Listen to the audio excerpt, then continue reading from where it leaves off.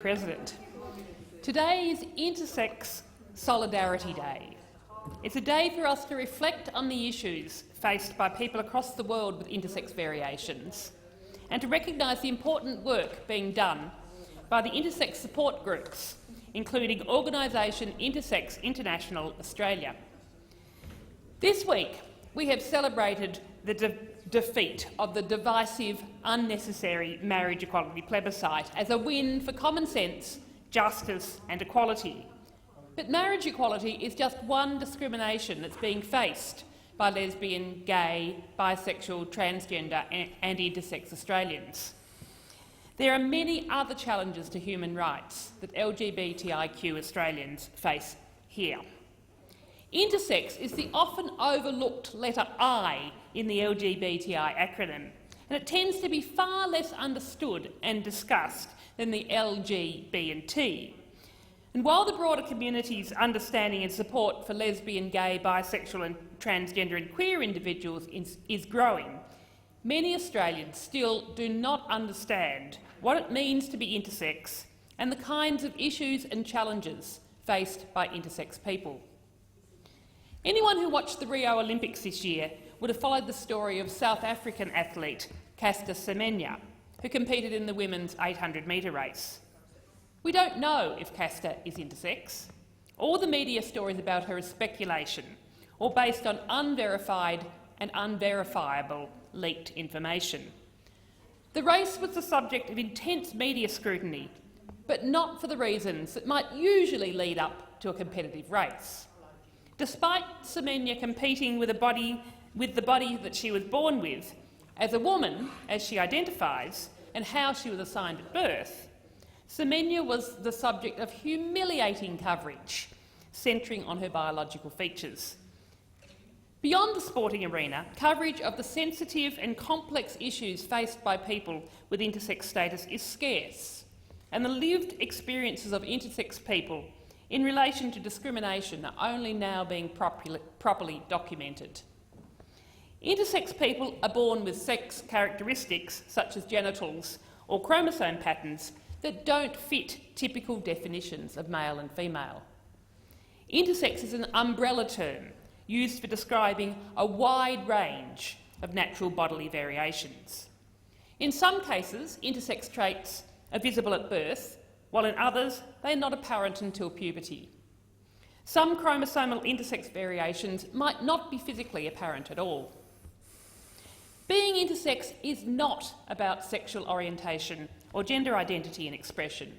It's a question of biological variation, and people with intersex variation have the same diversity of sexual orientations and gender identities as of those in the broader community.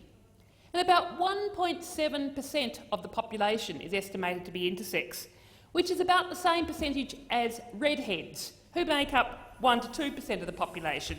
So if you've met a redhead, you've almost certainly met an intersex person as well. The Interfaith project was founded in 2012, and it recently shared the story of a man called Jim Ambrose, who was born in 1976 with what he terms genitals that frightened his parents and caregivers. With one Y chromosome, one X chromosome and ambiguous genitalia, the doctors decided it would be easier to eliminate tissue than to add tissue, and so they surgically removed the organ, and it was decided that the baby would be raised as a girl named Christy.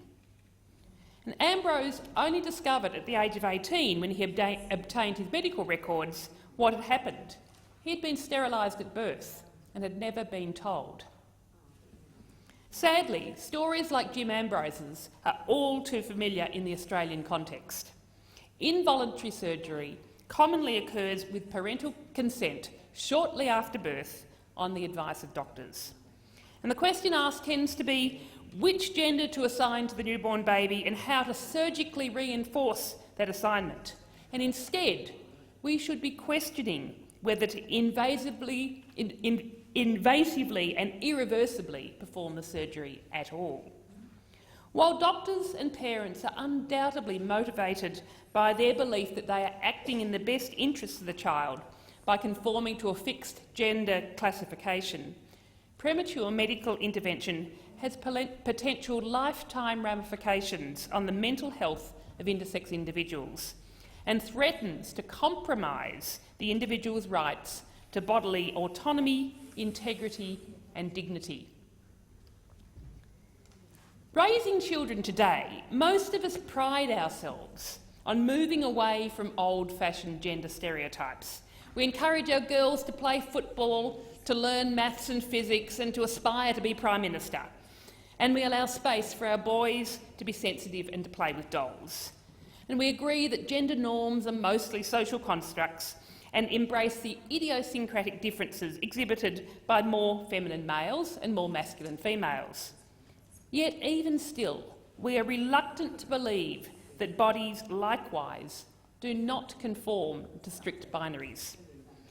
Intersex people are not trying to make a point on this score.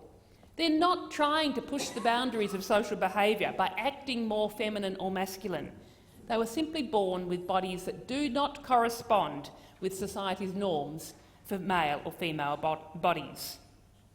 So how can we explain to these children that for some illogical reason certain beliefs and taboos dissolve slower than others? How can we tell them that our constant striving for what's normal means that we are willing to harm and maim our children simply because they are born differently?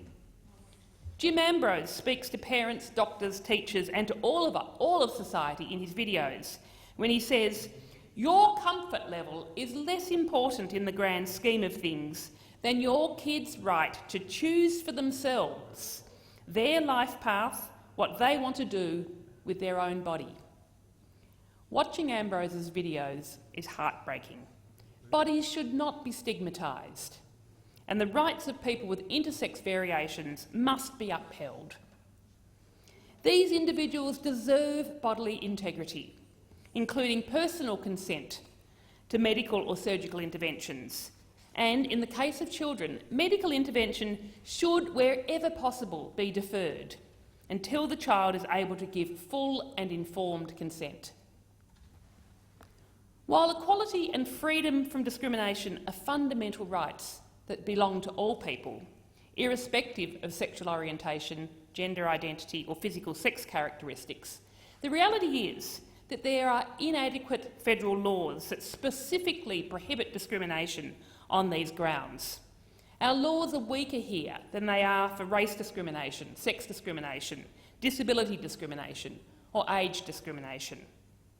And on International Intersex Solidarity Day, we shouldn't be debating conservative ideologues and their obsession with watering down our racial hate laws. We should be talking about how we can strengthen the human rights protections of our intersex children, family and friends. In concluding, I'd like to share a quote from Bonnie Hart, who's the president of the Androgen Insensitivity Syndrome Support Group Australia.